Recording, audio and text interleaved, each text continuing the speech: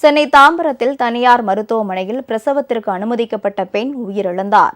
மருத்துவரின் தவறான சிகிச்சையே உயிரிழப்புக்கு காரணம் என கூறி உறவினர்கள் போராட்டம் நடத்தினர். பல்லாவரம் அடுத்த திருநீர்மலை பகுதியைச் சேர்ந்தவர் மோகன்ராஜ். இவரது மனைவி சரண்யா பிரசவத்திற்காக ராஜ கீழ்ப்பாக்கத்தில் உள்ள தனியார் மருத்துவமனையில் அனுமதிக்கப்பட்டார். அவருக்கு பெண் குழந்தை பிறந்த நிலையில் சரண்யா உடல்நலம் பாதிக்கப்பட்டு உயிரிழந்தார்.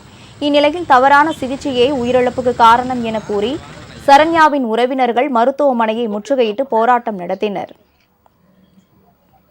இது தொடர்பாக போலீசார் வழக்கு பதிவு செய்து விசாரணை நடத்தி வருகின்றனர்.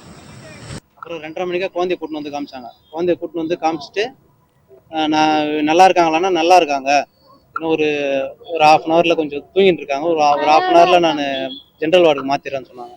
1/2 ஹவர் ஆச்சு, மணி 3 ஆச்சு. 3 ஆனோடனே இவங்க கொஞ்சம் பரபரப்பாக உள்ளே ஓடுறாங்க ஓடியாடுறாங்க. நர்ஸ் எல்லாம் எனக்கு ஒரு மாதிரி பயமாயிடுச்சு. பயமானோன்னா அவங்கள கூப்பிட்டு கேட்குறேன், எதுவுமே சொல்லுவாங்க 3:30 மணி வரைக்கும் இதே சொல்லின்னு இருக்கிறாங்க.